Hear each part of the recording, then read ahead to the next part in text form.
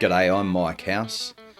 20 years as a survival instructor and an agent of deep change in organisations has me working with leaders these days, and you're listening on Sonia Nolan's My Warm Table.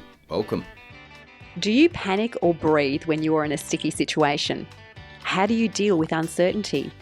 Have you stretched out of your comfort zone lately? We're asking these questions today and learning about surviving, thriving and adapting with Mike House, one of Australia's leading survival instructors and leadership coaches. Join us for a conversation spanning everything from campfire cooking to near-death experiences. I'm Sonia Nolan and you're on My Warm Table. Mike, it's just a delight to have you around My Warm Table today. Great to be here, thanks. I'm really interested in the work that you do, and in fact you and I crossed paths some years ago when I was working with a not-for-profit organisation and we came to you for a leadership training and leadership bonding type of experience. That's it. And oh my goodness, you made us try and make fire. Yep. Of which me and my partner Clinton were useless. I'm going to blame him. I'm going to say it right out there. If you're listening, Clinton, it was your fault that our fire didn't work. But it was such a great experience, and learning from you on that day piqued my interest. And then again, we've crossed paths, serendipitously in a totally other life.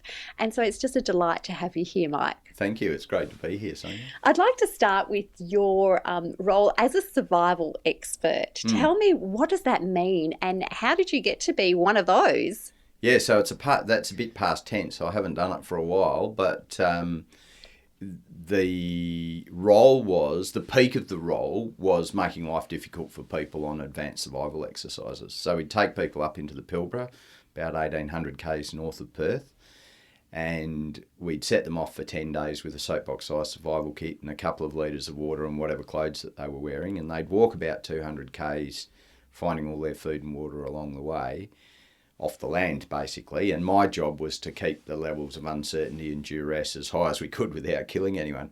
That sounds really mean. Oh, totally. Yeah. People have seen me in that mode and they go, wow, you're really different when you're doing this job. I've kind of never really had a career aspirational path. I've just opened interesting doors, and it was one of the doors that made itself available. And I was fascinated from the point of view of both what I could learn, but in terms of expanding skills that I already had. And I became particularly fascinated in the psychology of it. So, what makes people operate well in those extremely uncertain and quite arduous environments teaches us a lot about life in general and about leadership and about bringing groups of people together in effective ways. And I found that there were so many parallels between that and other work that I was doing. And that's kind of where I've headed now, is taking those insights into building capacity. I say my purpose now is about igniting capacity in leaders so they can ignite capacity in others. A lot of that is just really about understanding who we are and how we operate, especially under pressure. And you look at the world now and you look at the leadership environment and uncertainty, ambiguity, everything's moving so quickly. You need to make decisions without all the information that we might have had even 5-10 years ago. Yeah. We're living in really different times now. So those sorts of skills and that sort of tapping into who you are as a leader, as a person, as a human is ever so necessary. I think it's critical these days. One of the biggest tools that I had as a survival instructor to create uncertainty was just to give people incomplete information. Yes. And from being around tables with people, that part of our disposition as humans is we want to tell stories and we want to fill the gaps. And often the stories we tell to fill the gaps are not the most positive stories. We get a piece of news or a data point somewhere, and we speculate about what it means, and often our speculation isn't positive. We rarely in this era have complete information, and more often than not we've got no chance of getting it. So it's really about how do you bring people together under those circumstances so that we've got some sort of shared narrative that allows us to move forward and bring the best of what humans can bring, all of our diversity and our different ways of thinking and our different physical and mental abilities to the table, and get them all singing all at once, you know. So it's like a really good slow cooked recipe where everything's sort of simmered down to its essence together. And you've kind of got just enough of the right things at the right time. And I think a little bit like that too, the outcomes are not entirely known, you know. The 3 chilies today could be red hot and tomorrow it might be quite mild, you know. So that art, I think, of leadership, of understanding people, understanding yourself, deep awareness, being happy with ambiguity and uncertainty and not knowing all the answers is an absolutely critical modern skill, I think. Yeah, I totally agree, Mike. It's interesting that you talk about, you know, the diversity of leaders. And do you think that senior leaders now need to be really careful about who they bring in on their teams so that they get the best out of people in this time of uncertainty?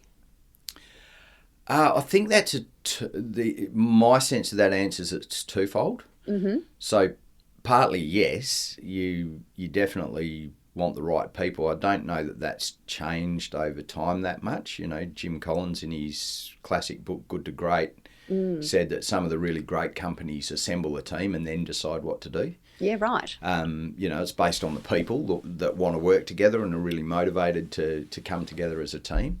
But at the same time, I think a lot of it is about what's the narrative we're telling. And, you know, we've seen particularly over these last almost 3 years now in our COVID environment that people have pulled the horizons very close in. We've been, by necessity, really reactive.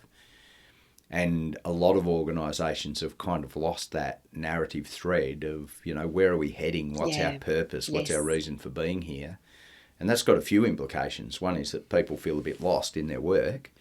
And if there's no purpose to it, labour feels really hard. And, you know, I experienced that myself a bit during COVID as well. Decoupling of purpose and work. And work just feels horrible under those circumstances. If it feels purposeful, if it's got a bit of meaning, if you know the direction you're heading, even if you're not 100% sure of the destination, a lot of stuff is a whole heap clearer, even though the environment still isn't. I'd like to take us back to your survival training, of your own survival training. And I know that you've actually found yourself in fairly deep water and interesting circumstances over your life and career and what brought you to the point you are now, which is, you know, sort of tapping into those qualities with leaders. And can you tell us about some of the adventures you've had leading up to today? Yeah, so probably the most extreme ones, there's been 3 times in my life where I've been really consciously aware that I'm right on the edge of perhaps not being here in the next few moments, like right on the edge of death. Gosh. And it was, in all 3 of them, it was a very clear and acute sense that was true. So probably the biggest one was a sailing trip once out to the Abrolhos where we got blown off our anchor and ended up right on sunset deciding to sail into open water. There was a big storm brewing. It's like we don't want to be around reef if we can't get a secure anchorage. And we ended up sailing back to Geraldton in 60 plus knot winds. So a knot's about 1.8 k's an hour, so 120 odd k an hour winds. Yeah. 2 metre solid waves coming over the deck of the boat. We were tethered onto the boat and you're constantly getting swept off your feet by solid water. And I ended up unconscious from hypothermia. Goodness. And the medical people that sort of assessed me the next day said, look, you know, if it wasn't for the people around you knowing what they were doing, you were probably about 15, 20 minutes away from not being here. That process was really interesting, the kind of battle with the storm through a whole heap of circumstances. We won't get into the full story, but I ended up on the helm of the boat for almost 8 hours under those conditions, and I wasn't dressed properly for it, and that's why I got cold. And there's this, it sort of went through a number of sort of transition phases from kind of really almost angry and fighting the elements to just kind of relaxed and into the groove of the boat to, after I was off the tiller, doing my best to bail water and stay functional to this sort of space in between where once all the violent shivering and uncontrollable shivering side of things stops, which is really intense and painful, you literally feel as though your whole body is cramping in spasms. After that, you go into this really deeply relaxed state where your body's saying the best thing for you right now is to rest. It's trying to force you just to sort of, hide and relax as much as you can to conserve energy. And it's very nearly hallucinogenic and feels so calm and peaceful. And that was sort of the moment that I'm pretty much out of it, and other people are taking over from there. So wow. So to me, those elements of trust seem really important in that time, trusting the people that you were with as well. Is that something that was for, in your mind, or were you in this sort of primal state more so? It's really primal in that kind of circumstance. By the time you need people at that kind of level, there's no conscious thought about anything. And in that state of almost, so it's incredibly relaxed. It feels so counterintuitive. The elements are still raging around. You really have no say in it. And it wouldn't matter whether somebody wanted to do you harm or help you. You kind of wouldn't care in that state. So it's really interesting. Was that the first time you'd been in that state? Yeah. And since the other couple of times when you're near your near-death experience, are they similar? So they were shorter. So one was trapped underwater in the Avon River training for the Avon descent. I was actually upside down, stuck up against a tree that was underwater, a really quite tightly meshed tree. I didn't think I was going to be able to move, and I was out in the middle of the river, so anybody else getting to me would have been pretty much impossible in the 2 minutes before you run out of oxygen. Sure. And so that was just the foam on the top of the water parted for a moment, and I just had a very aggressive grab at a low-hanging branch that happened to be just above the surface of the water that I could see. And if that hadn't been there, I would have been stuffed, really. So again, it's one of those moments where you go, yep, that was right on the line. And the last one was stuck on a rope in a waterfall in Vietnam. The people operating the rope system ultimately cut the rope. I was about 20 metres up a waterfall. I realised they were going to cut the rope, so I was doing everything that I could to sort of get myself out of the situation. And at the time I was assessing instructors of those kinds of activities, so I had a fair few things in my arsenal to try. None of them worked, and I saw one of the guys who was driving the ropes down the bottom. Basically, saw him make a cutting motion at his neck, and it's like, wow, they're going to cut the rope, and I'm 20 metres up in the air. So I turned and put my back to the wall and basically just prepared for a huge drop and try to spread myself out on the water surface as much as possible. So I had no idea how deep the water was. So I was expecting to break stuff, and fortunately hit enough of a gap and managed to get out of the water before it was off down the next rapids. So that was pretty exciting too. Just one of those sounds harrowing, let alone having 3 of those in one lifetime. You're almost a cat with 9 lives, Mike. Well, they're the ones I'm aware of too. I reckon I've probably been pretty close on a few other occasions where I was oblivious. So. Well, probably a good thing too. So what have you learned about yourself through those sorts of experiences? Well, look, one of the things I always say to people, they go, oh, you're so adventurous. And I say life's an adventure. Yes. And all an adventure is something with unknown outcomes. And one of the things I really encourage people to do is challenge themselves. Put yourself at your edge, whatever that is. And for some people, that could be as simple as, trying a different recipe they've never cooked before. It could be as simple as, let me go meet somebody new. Could be a podcast. It could be a podcast. It could be alone in a city. Let me go and try and connect with people. It could be learning a new skill. Yes. It doesn't have to be crazy out there on the edge, putting yourself in danger. And in fact, I think, there was a period of my life where I was really motivated by adrenaline and really high octane adventure. The end of that is an inevitable crash. At some point, you're going to step over a line that where you have no way of getting back. So I think adventure is just being on the edge of where am I uncomfortable. So for myself, I try to put myself in that environment at least once a year. where I'm a novice and I'm surrounded by people who are expert, and I feel at least a little bit scared about what I'm undertaking. One example was doing a comedy course, stand-up comedy course, you know, so it doesn't have to be high risk. It's risky in a different sense, isn't it? It's risky in a different sense, you know, learn a different skill set, take on a project that's new. Anything that keeps us at our edge, and I think that keeps us young, it keeps our minds active, it introduces us to talents and understandings of ourselves that we wouldn't necessarily have tapped. I think it also introduces us to empathy for others. Absolutely. And I know that my daughter used to work in retail, and she had a customer that came through every month. He would try something new, and for example, to put himself specifically out of his comfort zone. So he said, this week I'm sleeping on the floor, to understand what it feels like to sleep rough, even though that's not really rough, but you know, just trying to get a bit more of some understanding. Insight. Yeah, some insight. Another month he was, I'm just eating a bowl of rice a day to understand what that feels like. And so he was, you know, pushing himself every month. He had sort of a challenge every month of what he was going to do to just try and get a bit more perspective, empathy, and just push himself a little bit, like what you've said, out of his comfort zone. Yeah, I think it's really important. Comfort zones, I reckon, are dangerous. They're an illusion for a start.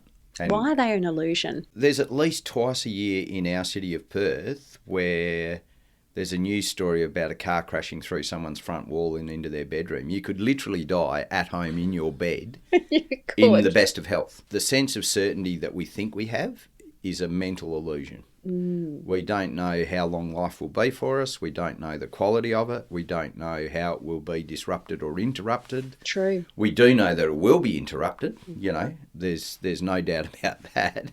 Anyone that's been alive for more than about 3 minutes knows that it won't go according to plan or expectations. COVID demonstrated that on a global scale. So for me, I think one of the essential skills is having a deep understanding of that and practicing the art of dealing with uncertainty and ambiguity in moments where the results are not critical. So that when you do face something, you know, resilience is one of the things that I talk to people about. Can you build it? Yeah, you can. When's the best time to build it? When you don't need it. Yes. How do you build it when you don't need it? Put yourself out of your comfort zone. And so often we sort of put ourselves in this little bubble of familiarity. It's nice, right? I know the rules of play. I know how it works. I feel competent and comfortable. That's a great place to be. But when you need to tap something beyond that, if you've never been there, it's like walking into the desert for the first time. It's hot and hostile, and it's like, what's this about? How am I going to survive? It's like, well, until you dial into it a little bit, you're probably not. So I think it's critical practice. I agree. And I think it's also, we hear a lot about perfectionism and people wanting to be good at it the first time. And we just need to be a little bit more relaxed about, you know, you don't have to be perfect at it the first time. That there is this space where you are the apprentice, you are the novice, you're not supposed to be the master. Yeah. So tapping into that space a bit more regularly is a great thing to do. Look, I've just joined a gym, and anybody who knows me will know that is way out of my comfort zone. I am definitely the most unfit, uncoordinated person in that room. But geez, I'm getting better every day, Mike. And look, that's the way to do it. Yeah, exactly. It's just that fraction stronger and a fraction fitter every day is getting, you know, me to my goals, and everybody else getting themselves out of that comfort zone is such an important part. And I guess the other side of that for me is, you know, I teach people for a living. I ask people to step into spaces that are not comfortable for them. And so for me, the other side of that is I've got to remind myself what that's like, because the domains where I am teaching, I've got a level of expertise and comfort with it. And so how I might ask you to stretch might be really uncomfortable for you, but totally familiar for me. It'd be a walk in the park for you, I can assure you. and so reminding myself what it's like to be the novice, to be confronted by something that is somewhere between a little bit scary to terrifying, and to not know whether I can do it. Well, I think anybody that teaches should be doing that. Yeah, and it's providing that safety as well, where people can fail. You know, you're allowed to fail, but we want you to work out what you're learning about yourself and how you're building your resilience along the way. You wrote a book, Mike, called Unshakeable. Yes. Can you tell us a little bit about that book? Yeah, so I wrote that during COVID. It was on my mind for probably 3 years before that. But like a lot of things, I didn't feel enough certainty about whether I had the right to write it. Right. Did that take you out of your comfort zone? Yeah, definitely. Yeah. So it took a bit of courage, I think, because what I was essentially doing was saying, look, there are ways of us operating in uncertainty that I think are useful and that I can probably convey something to others about. And that feels a bit audacious. It's kind of interesting writing books that it marks you as expert in ways that other things don't. So you could talk about the topic for years. As soon as you put it in print, people go, oh, wow, you really know something about that. Yeah. So, well, it's just the stuff I've been saying. Just wrote it down. Just wrote it down and put a glossy cover on it. So that was part of it. The other thing that held me back with the book is two really uncomfortable parts to it. The notion of being unshakable. Well, I actually put the in brackets on the cover because the first part is unshakability is an illusion. You know, every one of us can be deeply shaken to the core. It's probably going to be by something we didn't expect. Yeah, without notice. Yeah. So I think that's really critical to acknowledge. There's all of that sort of philosophy that was around a while ago about no fear and all that sort of territory. And I think it's just garbage, you know. We are human. We are human. Yeah, and we have to tap into the humanness. We need courage, and the only time courage is relevant is when we are afraid. If we're not afraid, it's not courage. We don't need it. No, that's so true. That's so true. The only time we need resilience is if our back's to the wall, you know. Otherwise, it's not present. It's not a thing. It's the subtext, and I've talked about that a lot, is that, you know, you don't need one unless you've got the other. They actually go hand in hand. It's like, you know, dark is not dark unless there's light. You know, so it's that true. kind of thing. Yeah. They're parts of the same equation or continuum or something. So the first bit was we're all deeply shakeable. We need to acknowledge that. And there's an uncomfortable wondering woven into the spine of the book, which is I wonder if, for all of us, there's something that will shake us so deeply that there is no recovery. Do we have a breaking point from which it's like, I can't go back from this? There's certainly the times that I've personally been shaken. I know that you come out fundamentally changed. So is there a breaking point? You know, that's an uncomfortable wondering in a book that talks about being unshakable. As humans on a life journey, I don't know whether this is philosophical or, you know, philosophy according to Sonia, but aren't we supposed to be broken, and aren't we supposed to be rebuilt in different ways to experience the full extent of being human? Oh, wow, what a great question. Are we supposed to be broken?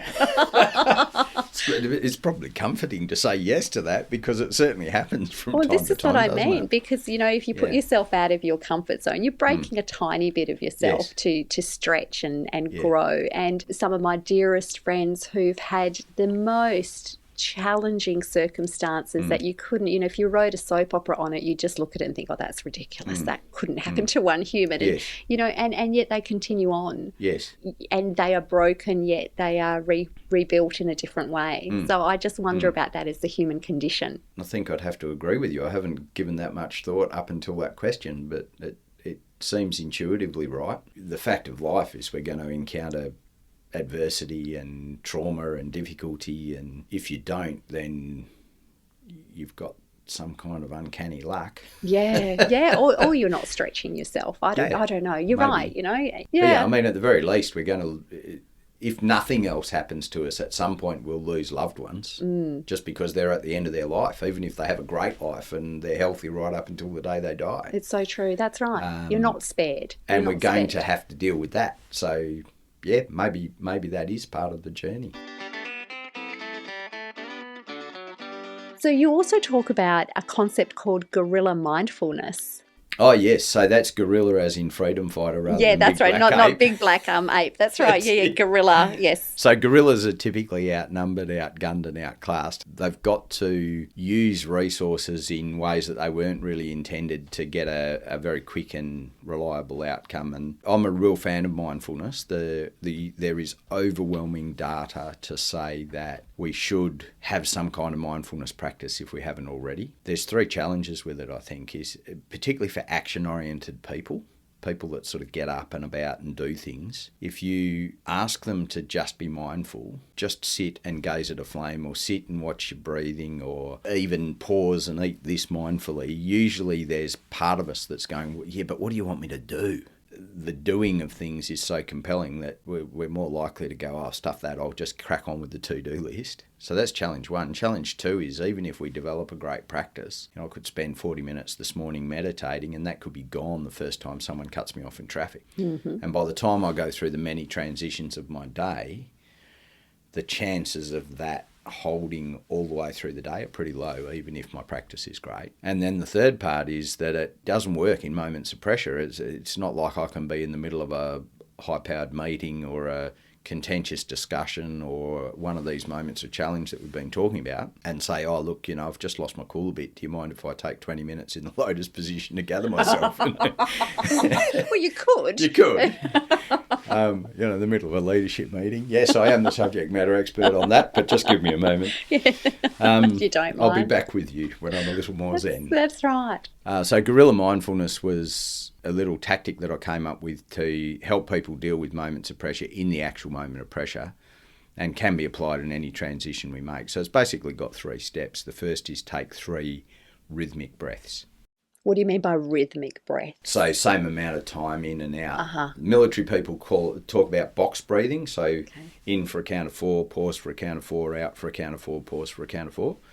And they just kind of do that sort of cycle. There's a bit of research that suggests longer inhales than exhales. So I think there's a sort of a 7 in, pause 3, out 4 has been shown to be pretty effective. But whatever it is, a rhythm that works and that you can consistently hold. And the reason for that is, as soon as we're breathing rhythmically, we're physiologically out of fight or flight. So that really primal reaction that we have to anything that's interpreted as danger, a lot of what we talked about so far could be, right? Yes. In uncertain circumstances. And the thing with fight or flight is its function is to turn off the thinking part of our brain, because it's too slow if you're avoiding things like a rock fall or a fist to the face or a hungry saber-toothed tiger. Thinking about it isn't fast enough. You've just got to act. Yeah, of course. And so it shuts down our frontal cortex, where there's been some really interesting bits of research done with that, where we're in that kind of reactive state, we are measurably more stupid. Oh, really? Yeah. I thought you were going to say something really deep and meaningful then. We're measurably more stupid. Measurably more stupid. And some of us can't afford that. So, Look, I'm with you. So what does that mean, though? We're measurably more stupid. We just make dumb decisions. We wouldn't be able to save ourselves, would we? It's that we're not rational anymore. Right. So one of the questions that used to get asked all the time in the survival space, someone would be separated from a vehicle and they would walk to their death, and people would go, why would you leave your vehicle in the outback? Everyone knows you'd stay with the vehicle, surely. And especially if the vehicle is well equipped with food and water and it's sometimes good sleeping gear, the whole lot. We're actually prepared to be living out there for a period of time. Why would you leave the vehicle? What were they thinking is the question. And the answer to that is they weren't thinking. The whole point of fight or flight is it shuts thinking down because it's too slow. So all of that part of our brain that's capable of creativity, problem solving, deep thought, analysis, all of that sort of stuff. It's all in the frontal cortex, and it's incredibly powerful, but it's quite slow. Yeah. And just on that element, you've just talked about the people leaving their vehicles. You actually wrote an ebook on that, haven't you? And you can download that from your website, because I was having a look at that the other day and I thought, it's so interesting, because that's what's always on the news. They've gone wandering and you can't, then you find them sometimes only kilometres away from where they needed to be. Yeah, the tragic stats about that are most people who perish in those circumstances, either lost or stranded, is usually how it starts. So a vehicle breaks down or they get separated from their vehicle, go for a walk into the bush and can't find the car again. The tragic stats are that pretty much everybody dies less than 24 hours and less than 24 Ks from where they started. That's awful. And what happens is we get into that reactive fight or flight state. Most people's instinctive drive is, I've just got to get to safety. And usually it means back to the highway or back to the last piece of civilization or whatever. So they set out in what they think is that direction. Most of us don't have enough experience of walking, particularly in uncultivated conditions, off footpaths or tracks or whatever, to know how long that takes and what it feels like and how to set yourself up to walk well. And they also don't plan for water, and so they get gradually dehydrated. The symptoms of that, thirst is a really late symptom, so by the time you're feeling thirsty, you're already in trouble, and especially if it's hot. And then one of the first things that goes when you're dehydrated is your ability to think as well. So it becomes the death of 1,000 stabs. You're just going downhill with worse and worse and worse decision-making capability. You get more and more desperate, and people start to do things that, from the comfort of your lounge room, really don't look rational. So they get hot and they will take the clothes off and discard them, even though it's really hot and sunny and you get sunburnt. All the logic says keep yourself covered up. Yes. And it's, you're just getting wound deeper and deeper into a reactive state. The fascinating is, a lot of people listening, I would imagine, would go, well, so what? We're not lost or stranded. But the reality is that reaction, any time something presses our buttons or has us feeling unsettled, so it could be something as innocuous as just meeting somebody for the first time, you hop a little bit onto that fight or flight continuum. It's not all the way on. You're not in sort of crazy, out of control, not thinking at all, but there's that part of you that's going, gee, I hope this goes well. If somebody asks you a question without notice, even if you're a subject matter expert, you have that moment of blank. I know the answer, I know the answer, but I can't think of it. That's actually fight or flight. The frontal cortex shut down momentarily, and it takes a little while for you to go, oh. Or you have a meeting or a situation where there's some conflict involved, and after the fact you go, I should have said this. It's like we all do that, don't we? In the moment, it's like, where was that thought in the moment? It's like, well, you weren't thinking, you were in a reactive state. Perfect answer about, half an hour, an hour. Exactly right. Would have been perfect. So true. Why didn't I bring that information to bear? Yeah. Or that witty response, or stand up for myself, or whatever it was. And usually it's because we're in a reactive state. So those 3 breaths, the breathing is the only part of fight or flight within our conscious control. And as soon as we're breathing rhythmically, it is a powerful signal to our body, both psychologically and physiologically, that we're not in a fight or flight state. So, if you feel yourself getting reactive, emotional, whatever, taking those 3 breaths is a very, very quick way to shut that down. It won't necessarily stay shut down. You might have to do multiple cycles of that. Yeah. But 3 breaths is enough. Deep and slow is good, but the rhythm is the really key thing. So is that at essence what guerrilla mindfulness is? So that's step 1, that's 3 step 1. breaths. I thought there was 3 steps. Yeah, step 2 is to acknowledge how you feel. And if you can do that out loud, that's really useful. So just to name the emotion that you're currently feeling, angry, sad, happy, anxious, overjoyed, excited, scared, whatever it is. As far as your vocabulary will stretch. Yeah. And look, I do a lot of work, particularly with guys in Australia that haven't got much of an emotional vocabulary, and they go, I don't have words for that. And it's like, well, the other way to do it is, where do you feel it in your body? So just go, I feel tight in my throat, or, I feel funny in my tummy. My tummy feels a bit anxious or upset, or I can feel my shoulders and my neck feel tense. That's another way to go. We're just bringing ourselves present to, I am feeling something. The important thing for this particular technique in a moment of pressure is that we don't get into the story. So because we're empathetic, we'll often go, if I said to you, I feel angry, your response is likely to be what? Oh, why is that? Are you okay? What can I do to help you? So then I'll get into the story, right? Exactly. What happened? Who did that to you?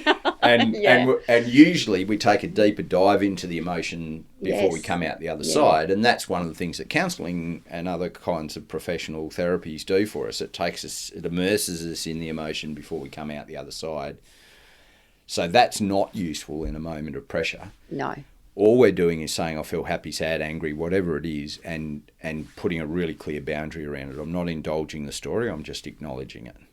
And that's not to say that we're bottling it up Right. and, later we may well have to deal with that. But if I'm in a situation right now that requires my clarity, presence and focus, then unspooling because I'm upset or angry or frustrated or anxious isn't particularly useful in this moment. So acknowledge how you feel. And then the third step is to say, what's my intention for this moment that I'm in right now? And that helps us to be really clear, present and focused for what's this about. So, in this podcast, the intent is, well, let's have a warm and open conversation about the stuff that we collectively know and explore a few fringes. If someone cut me off in traffic and I walked in here feeling cranky, that's not relevant to this right now. So me being able to take those 3 breaths as I walk in the door, how do I feel? This is how I feel. What's my intent now? Helps me to get really present for this. And we can practice that at any transition, a little bit like getting out of our comfort zone. If we practice it in moments where there is no pressure, it's more likely that it'll be accessible when we need it. Because, if you are in a fight or flight state, the last thing you're likely to be thinking about is, I just need to take 3 breaths right now, because we're not thinking. Yeah.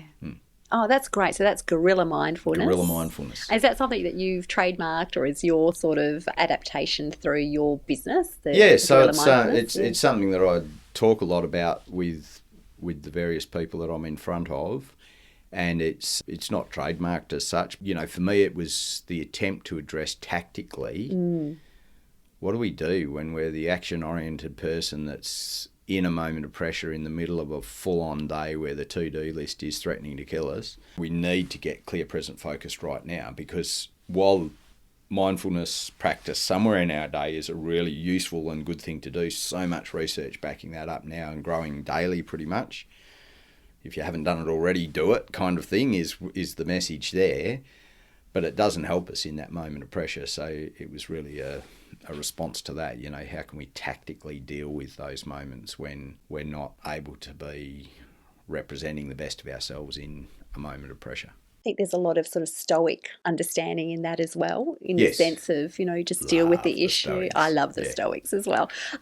Just understand where you're at, understand where you are and what you want to be in that moment and move on. What's within my control when it comes to all of that. That's right. And I just wonder, looking at social media and the next generation coming through who've got access to expressing their emotions pretty quickly and being able to spiral in the moment with a whole bunch of friends sort of asking them how does it feel and empathizing and being on their side. I just wonder how important that mindfulness and that stoic perhaps approach is going to be more into the future to build that resilience, where we can very easily shoot a message across to get sympathy rather than taking a moment to be mindful and finding the resilience and depth within ourselves to handle things. The tools that we use to do that have changed, but I don't know that human desire has changed. I mean, a lot of conversations over tables are exactly like that. You won't believe what happened to me today. So true. Have a good whinge about what happened at work, or that person down the street that did something in our neighbourhood that wasn't appropriate, and we do that. We gather little tribes of supporters that are happy to pat us on our back and you go. That you should feel pissed off. You're so get right. after it. Yes. How dare they? Yeah. We've all got the language. It's completely unfair. You're dead right about that. And I think social media just makes that a little bit quicker. Yeah.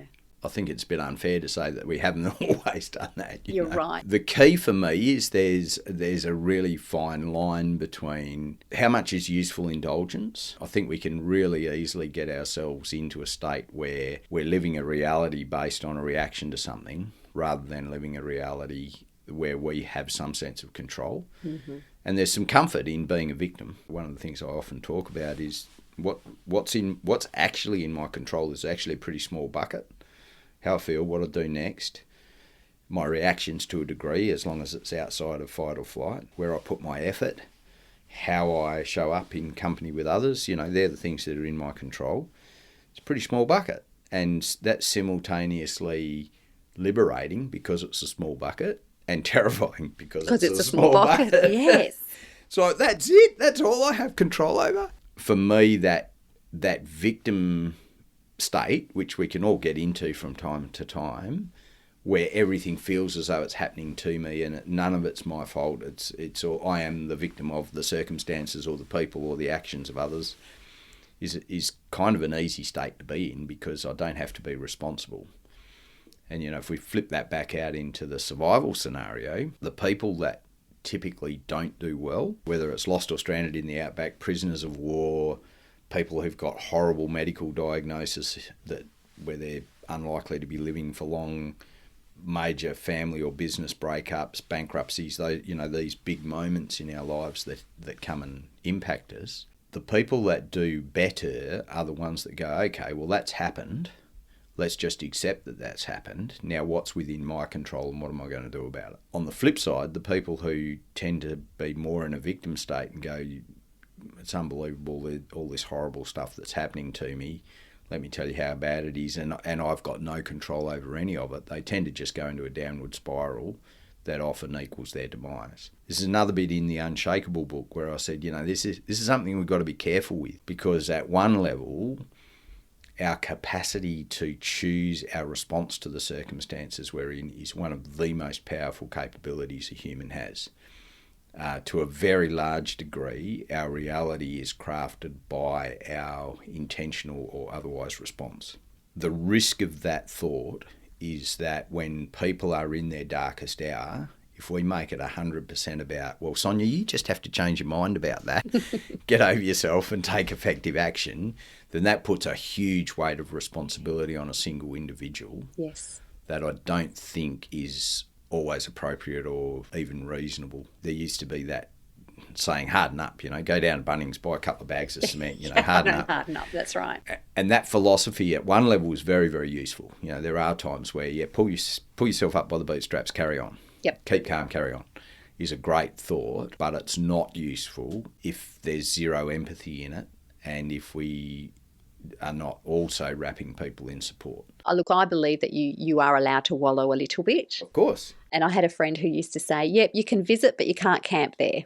So I always found that really useful. It's just like giving you permission to go and, you know, have your little wallow and have your little poor me moment. Yeah. But then, get yourself by your bootstraps and move on. Like, yep, it happened. Yep, it's really annoying. Yep, perhaps you didn't deserve it, but, you know, okay, you've wallowed, now move on. Yeah, I've got a friend in New Zealand, it's quite similar. She says, give yourself a deadline. Give yourself a deadline, so, you know, great. I'm going to total pity party till 8 o'clock tomorrow morning and then that's it. I'm done with that, you know.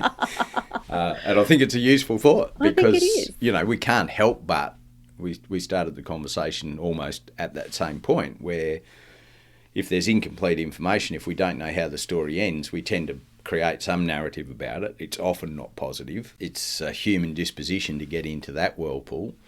And so to indulge that for a while and acknowledge that it is what it is, I think is quite healthy as well.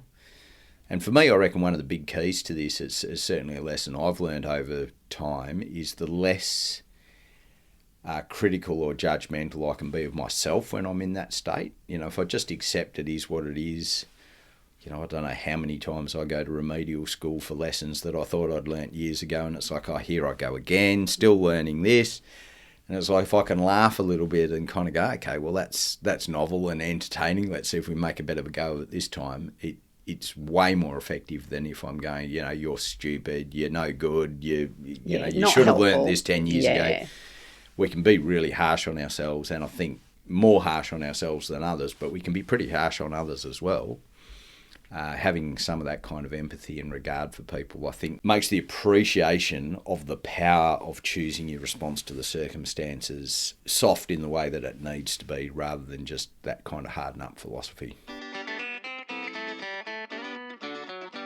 You also talk a lot about thriving and adapting. Yeah. I've got this saying on my whiteboard. Every now and then when I hear something that I just think is amazing, I'll just write it on my whiteboard in my office. And so this one was there and it made me think of your thriving and adapting. So its evolution is to know how to survive. It's not advancement. Mm-hmm. Genius is the ability to adapt and survive in social, environmental, cultural and economic circumstances. Genius. And intelligence is the ability to be flexible and find solutions in new circumstances and challenges. I like it. I liked it a lot as well, which is why I, sort of took the time to pop it on my whiteboard. And every now and then I look at it and I think, oh, okay, so are we thinking about, is this just evolution and it's going to happen? And, so let's not, get all excited about it. Or is it really genius or intelligence? I would agree wholeheartedly with that. The thrive and adapt stuff is really about survival's not enough. The best frame we have for that in Australia is, the stuff we used to teach is what we call modern survival. So you are unintentionally stuck outdoors somewhere and you've got to extend your survivability beyond that usual 24 hours where people die into the 48 to 72 hours that it typically takes for you to be rescued or for you to find a solution. So you're stretching out the time. There's a 2-day gap there, right? Where if you can guarantee that you're going to be around in 3 days, 4 days, 5 days, the odds of you surviving that are very much greater than if you've got no idea how to get through that first 24 hours.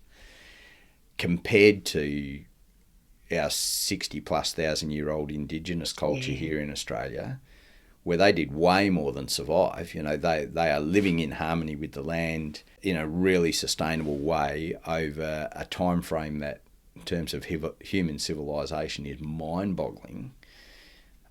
Most other civilizations have crashed and burnt in periods way, way, way shorter.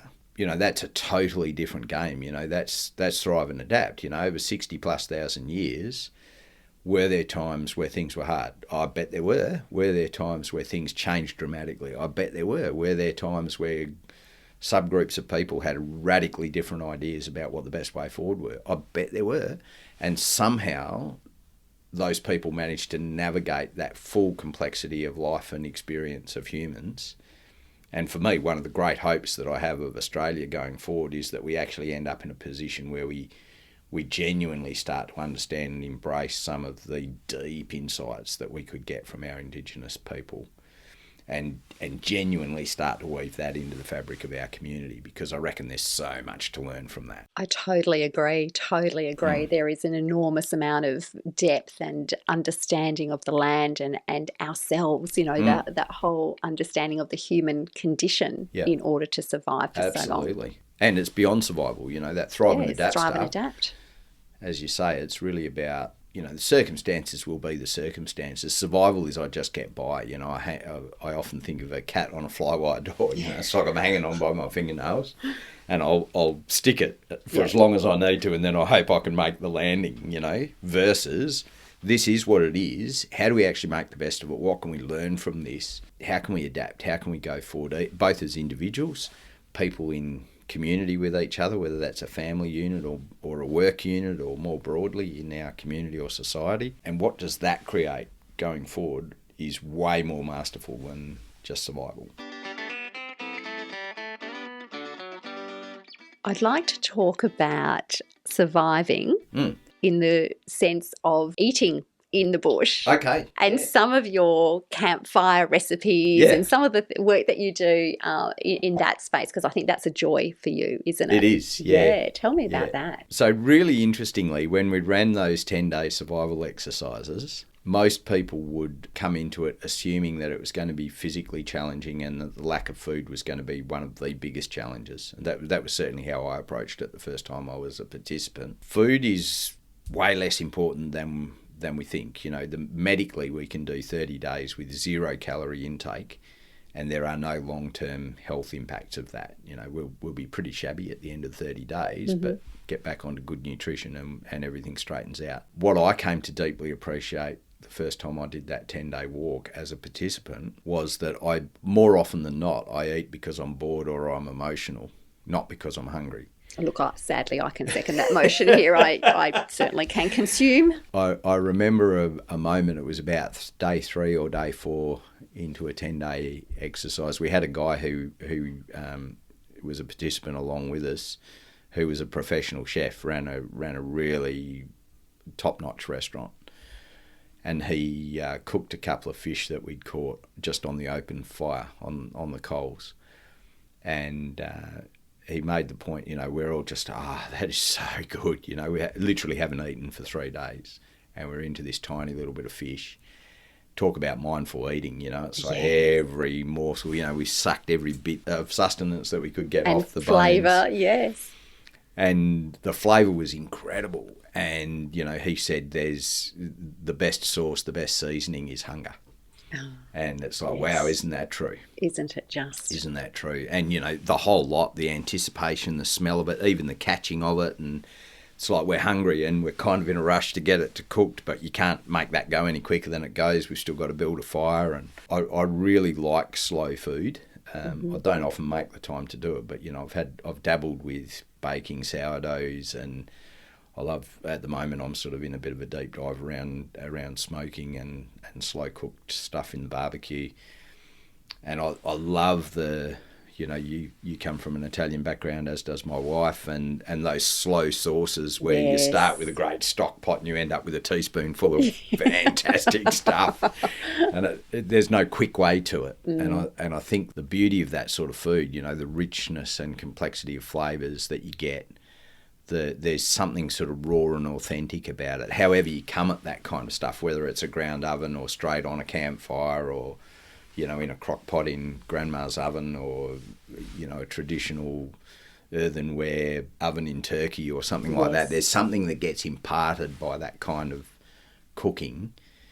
And, some of it's undoubtedly love and community. There's the magic of the fire, being around the fire, and from a survival point of view, if a group is under pressure and feeling fragmented, someone wants to walk off, one of the best things you can do is light a fire, and it straight away creates a hub and a centre. Yes, it Everyone does. gathers around it. Yeah. And, we've done that for eons around the centre of our tribe, village, kitchen, gather around the fire.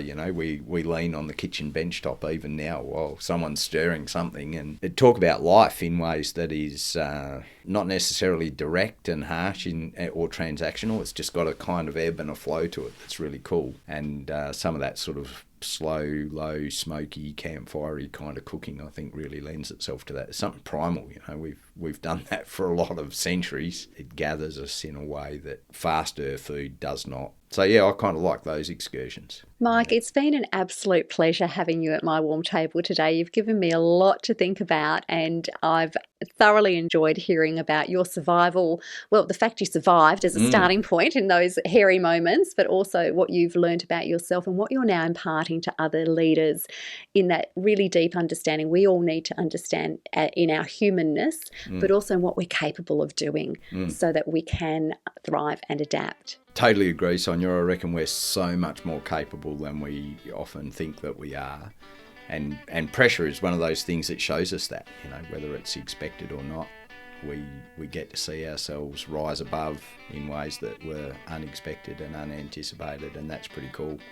Thanks so much for the invite and for some of your questions too. We've covered a lot of ground. Dived down a few rabbit holes that I haven't really thought about before. So thank you. It's been a pleasure to be here. How wonderful. Thanks, Mike. You've been listening to My Warm Table with Sonia Nolan. In Italian, a tavola calda is a warm and welcoming table where you can share big ideas, friendship, laughter and life. So much happens around the kitchen table, and I wanted to amplify it here in this podcast. My aim is to feed your mind and soul through smart conversations with heart. No topic is off limits, but good table manners rule. I hope you'll join us each week as we set the table for my extraordinary guests who will let you feast on their deep knowledge, life experiences, and wise insights. Let's keep the conversation flowing. Please subscribe to the My Warm Table podcast and share it with your friends and networks. Perhaps if they're new to podcasting, take a moment to show them how to download and subscribe so they don't miss an episode either. I'd also love you to join our community on Facebook. You'll find the group at My Warm Table Podcast. Your support is very much appreciated so that together we can eat, think,